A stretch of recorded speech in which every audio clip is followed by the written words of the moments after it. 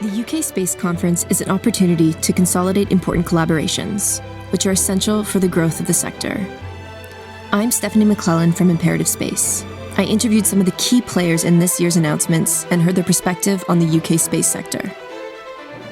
And what have been some of the main drivers that have pushed the price down of the technology and helping that growth? Well, one of the big, I guess, constraints in the space sector is cost of launching.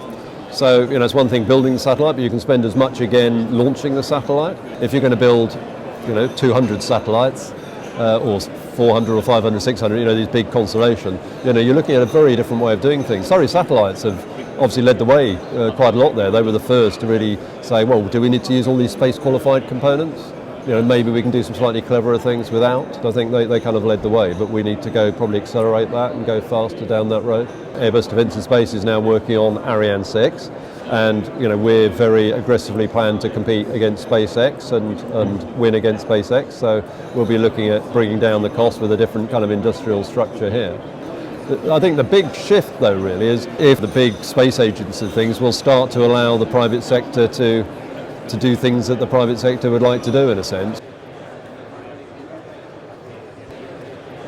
Last week we had a great event, which was the inauguration of the new building that we are going to have for the ESA Centre in the UK for EXAT. We want to be the gateway to Europe for space.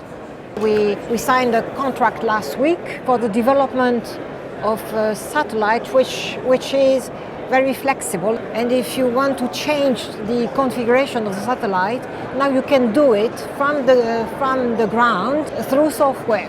It's a project which is implemented in a partnership with a private operator, with Eutelsat. What does this new announcement with Urthecast mean for you as a company? Our portfolio of products that we commercialize, let's say, all around the world has not changed. So we are able to commercialize the same portfolio that we have. We have agreements already with Urthecast. Urthecast also has ambitious program to build, let's say, a new constellation of 16 satellites. And we have, a part of that, this strategic agreement in order to be involved in the development of the next generation of this constellation from Urthecast. So I think that it was an excellent agreement, win-win agreement to all parties.